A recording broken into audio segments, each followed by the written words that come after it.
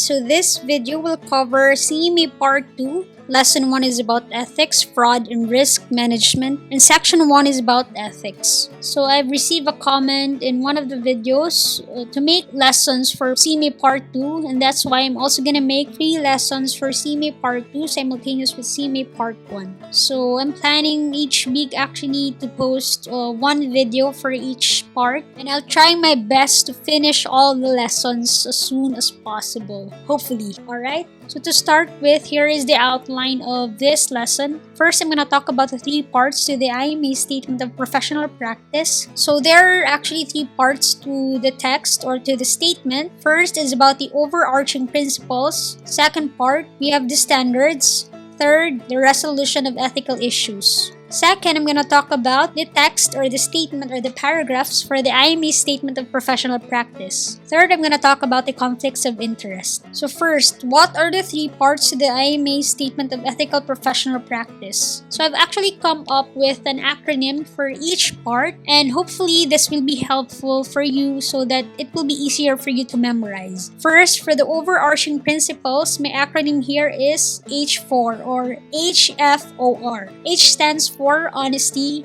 F stands for fairness, O stands for objectivity, and R stands for responsibility. So for the second part, standards, my acronym here is CCIC. C stands for competence, the second C stands for confidentiality, I stands for integrity, and the last C stands for credibility. Third part, we have the resolution of ethical issues. So first, there can be a discussion with immediate supervisor or next level management. So the hierarchy here is that to have a discussion with immediate supervisor in case there are ethical issues encountered. Now, if it's not feasible or if the immediate supervisor is involved, then the best resolution is to have a discussion with the next level management. Second resolution is to call the IMA's anonymous helpline.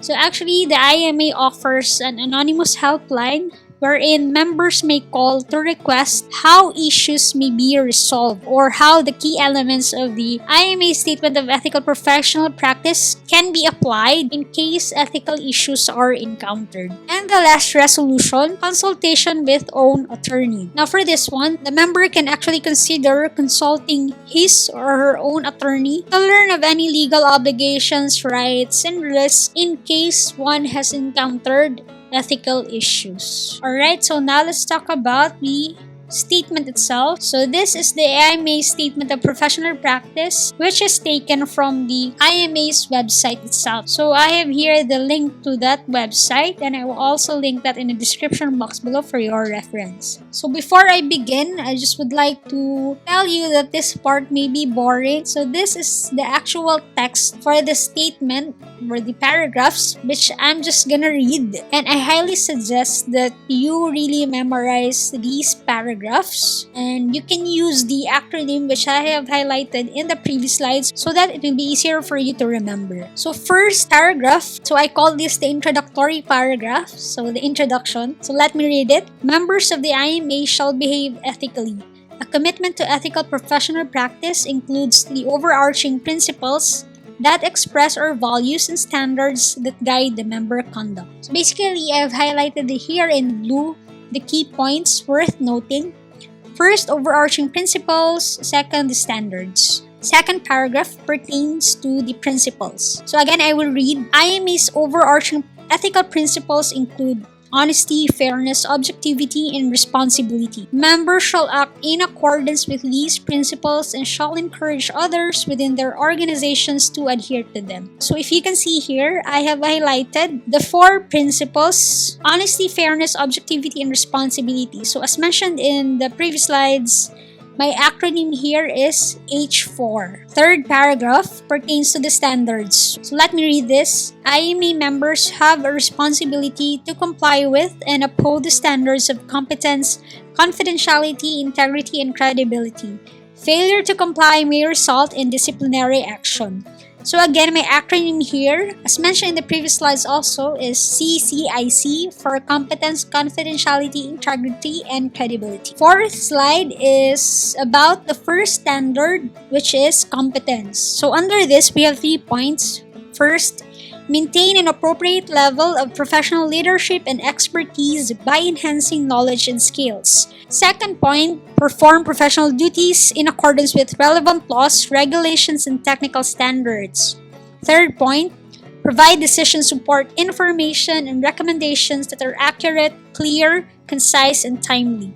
Recognize and help manage risk. So I have highlighted here in blue the key points so that it's easier for you to remember. So fifth paragraph pertains to the second standard, confidentiality. First point, keep information confidential except when disclosure is authorized or legally required. Second point, inform all relevant parties regarding appropriate use of confidential information and monitor to ensure compliance.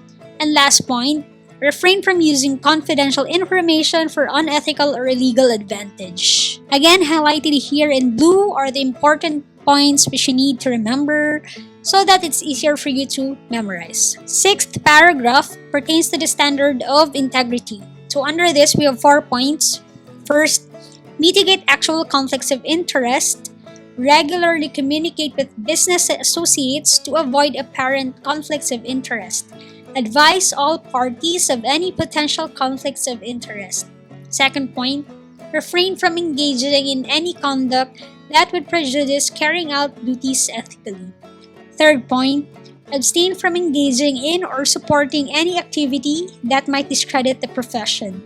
And last point, contribute to a positive ethical culture and place integrity of the profession above personal interests. So similarly, I've highlighted here the key points worth noting. Seventh paragraph pertains to the last standard, credibility. We have 4 points here. First, communicate information fairly and objectively. Second point, provide all relevant information that could reasonably be expected to influence an intended user's understanding of the report's analysis and recommendations. Third point, report any delays or deficiencies in information, timeliness, processing, or internal controls in conformance with the organization policy and or applicable law. And last point, communicate professional limitations or other constraints that would preclude responsible judgment or successful performance of an activity. And eighth paragraph pertains to resolving ethical issues. So let me read this. In applying the standards of ethical professional practice, the member may encounter unethical issues or behavior. In these situations, the member should not ignore them, but rather should actively seek resolution of the issue. In determining which steps to follow, the member should consider all risks involved and whether protection exists against retaliation. Ninth paragraph, still under resolving ethical issues. When faced with unethical issues, the member should follow the established policy of his or her organization, including the use of any anonymous reporting system if available. 10th paragraph, still under resolving ethical issues. If their organization does not have established policies, the member should consider the following courses of action. So again, remember in the previous slides, I've mentioned 3 points for resolving ethical issues. First is discussion with immediate supervisor or next level management. Second point is to use IMA's anonymous helpline. And third point is to have consultation with own attorney. So let me read the actual text first. The resolution process could include a discussion with the member's immediate supervisor. If the supervisor appears to be involved, the issue could be presented to the next level management. Second, IMA offers an anonymous helpline that the member may call to request how key elements of the IMA statement of ethical professional practice could be applied to the ethical issue. And last point, the member should consider consulting his or her own attorney to learn of any legal obligations, rights, risks concerning the issue. And last paragraph for the IMA statement of professional practice, still under resolving ethical issues. If resolution efforts are not successful, the member may wish to consider disassociating from the organization. So basically, the meaning here, in case all the 3 have been performed but still the ethical issues are not resolved, then the member may consider to actually disassociate from the organization. as an option. Now let me talk about the conflicts of interest. So what do we mean by conflict of interest? So one of the provisions of the IME statement is the requirement that members need to mitigate actual and avoid apparent conflict of interest. So what do you mean by conflict of interest? So there's actually conflict of interest when there's conflict basically with the personal and official responsibilities. Take note of a person in a position of trust. So what do we mean by a person in a position of trust? So that person may be in a position to make important decisions for the company. Now, a conflict of interest is material if it affects judgment, independence, or objectivity in conducting the business affairs. So what do we mean by apparent conflict of interest? So these are situations or relationships that reasonably could appear to other parties to involve conflict of interest. So meaning, even if there's no actual conflict of interest, however, if it appears that there is a conflict of interest from other parties' point of view, then the member should avoid these situations or events. So now I'm gonna lay out some examples wherein there is conflict of interest. First, when a member has a substantial financial interest in a supplier, customer, or distributor. So why is this a conflict of interest? For example, a member may be in the position of making decisions for the business affairs. However, the member's judgment or objectivity or decisions may be clouded or may be affected by his or her own personal gains. Now, if this is the case, then there is conflict of interest. Second example, using privileged information gained from one's official position to enter transactions for personal gains. For example, if a person in a position of trust has certain information and then that person has used that information to enter transactions for personal gains, then there is also a conflict of interest in case the business is negatively impacted or affected. Now, of course, it's really inevitable that there is conflict of interest in any situation. However, there are certain methods to mitigate conflict of interest. For instance, first, we have your code of conduct. So the company can actually provide a code of conduct wherein provisions are included to address certain situations wherein there is conflict of interest or apparent conflict of interest. For example, the code of conduct can have provisions that say that employees should refrain from engaging in any activity that would prejudice their ability to carry out their duties ethically. Second, the company may actually